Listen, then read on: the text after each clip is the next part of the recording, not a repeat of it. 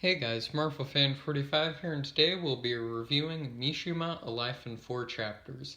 It was released in 1985, directed by Paul Schrader, and stars Ken Ogato, and follows the true story of Yukio Mishima, who committed seppuku in the office of, I think it's the capital of Japan, I believe. It's hard to explain, but yes.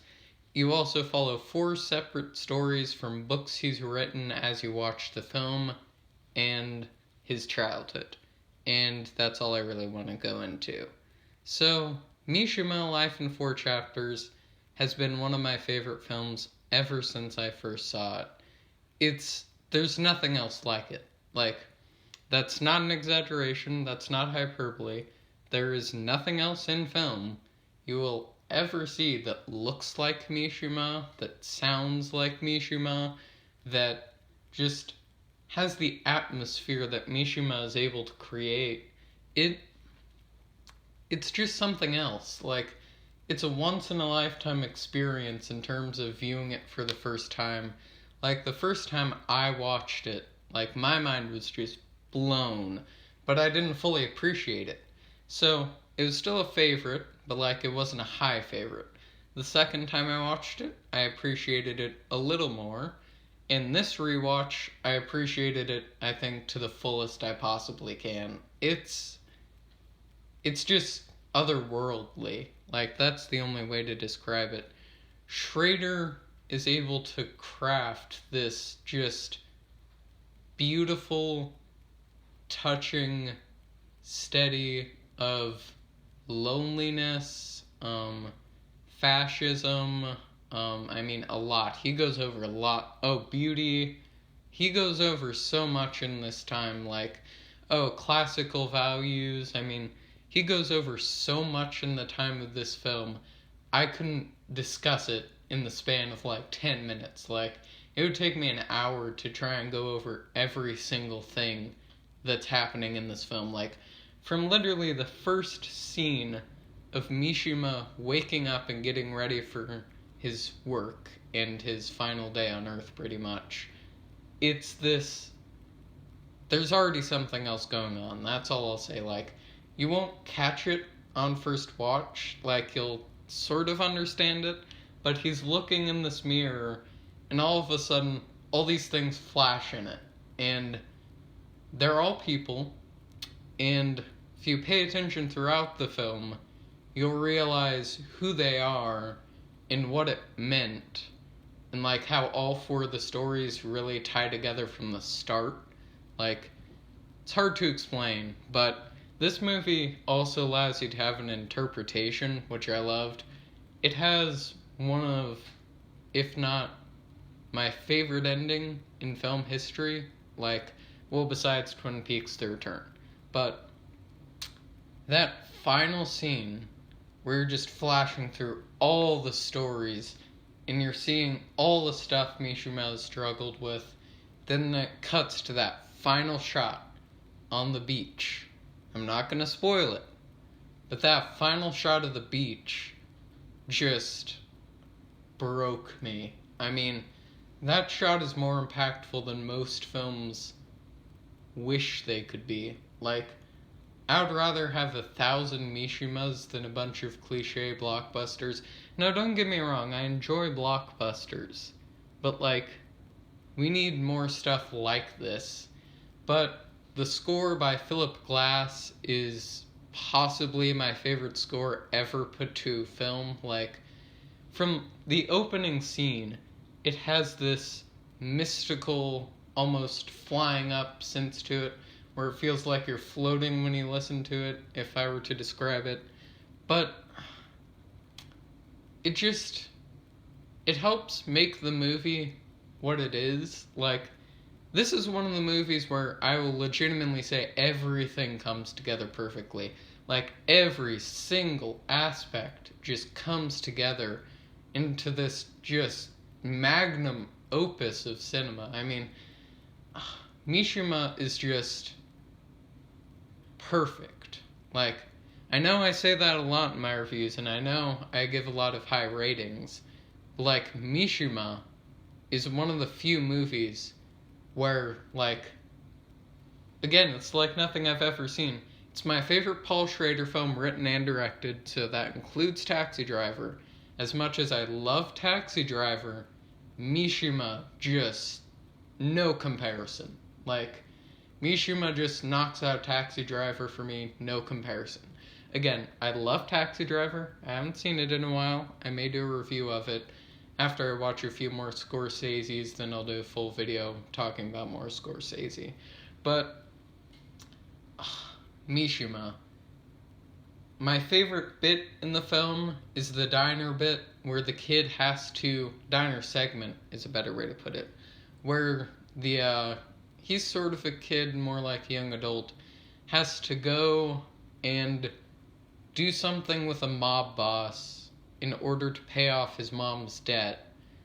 And it's just heartbreaking. Like, this is one of the most tragic pieces of cinema I've ever seen. Like, again, in all the 4 chapters, technically the film is 5 chapters, but the 4 chapters of the books that they use all cover a different subject, but they also all intertwine.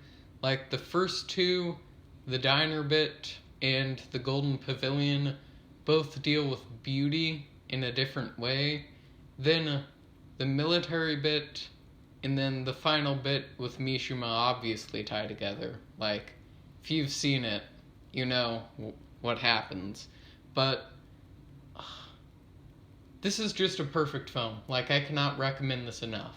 Like, if you have not seen Mishima Life in 4 Chapters, please do yourself a favor and go watch it. Like, I watched this 2 years ago now. Wow, it's been a while. But this film never leaves my mind. Like, there are a few films that never leave my mind. I'll just list them off now. Star Wars Episode 3 Revenge of the Sith, which you probably wouldn't expect. New Rose Hotel. Possession. Eyes Wide Shut. Mulholland Drive. Well, Twin Peaks: The Return more so. And then, I know I'm forgetting one. But yes, 2046. Most of Wong's works, but 2046 more than the other ones. 2046, never mind, I'll do a different video on that film. Like, I'm gonna do a video on all of Wong Kar-wai's works, but 2046 deserves its own separate video. Like, that film just changed my life completely. Like, I won't go into that now, I'll save that for the video. But Mishima Life in 4 Chapters is without a doubt a 13 out of 10 in my opinion. I'll explain my rating scale just really quickly. So, I have a 10 out of 10, but then I have things that I think are above a 10 out of 10.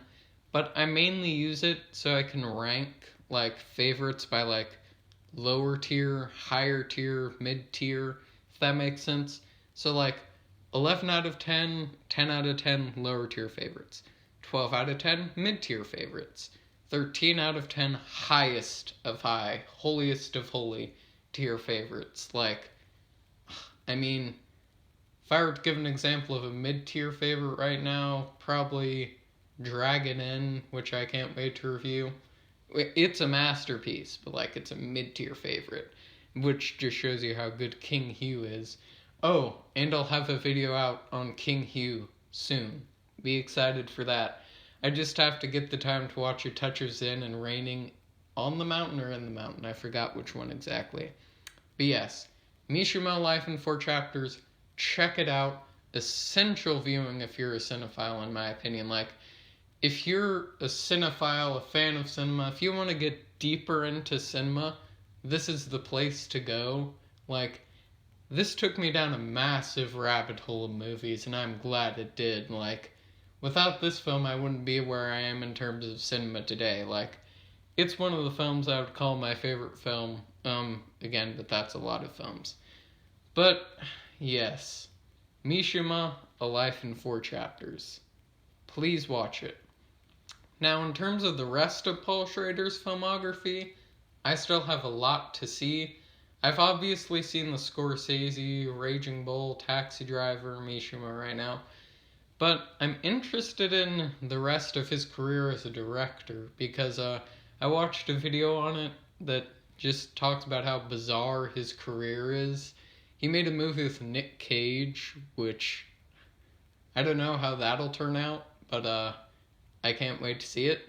And then he also made one called The Canyons with Lindsay Lohan. I've heard really mixed things on that, surprisingly. I know someone on Letterboxd who actually loves it. But The Canyons, Dying of Light, Affliction, watched a great video on Light Sleeper by my friend Solitary Ronin Films. Go check him out.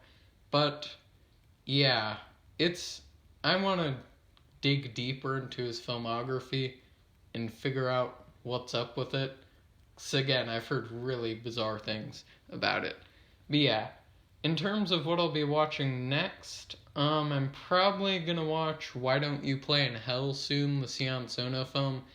I'm not almost done with Sion Sono films, but I need to sort of get rolling with his filmography finally. Like, Guilty of Romance is one of my favorites. I'll be doing an entire review on that film. But from the ones I've seen, I love them all. Like, Tag, Go in Blind. That's another recommendation. If you have not seen Tag, just go in blind and just get ready for a wild ride. Like a wild, wild, wild, wild ride. But I'm planning to watch Love Exposure, Cold Fish, Why Don't You Play in Hell, and if I can get a hold of it, Tokyo Tribe soon. So yeah.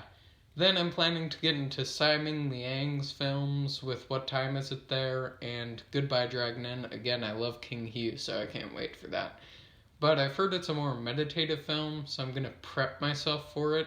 Because you have to be in the mood for films like that. Like, great example, Stalker. Like, you can't just watch that anytime. It's one of my favorite films ever made. I've already seen it twice. I adore Stalker. I can't wait to do a video on Tarkovsky. But Stalker is a perfect example. Like, it's nearly 3 hours. It's slow moving. Most people probably won't like it.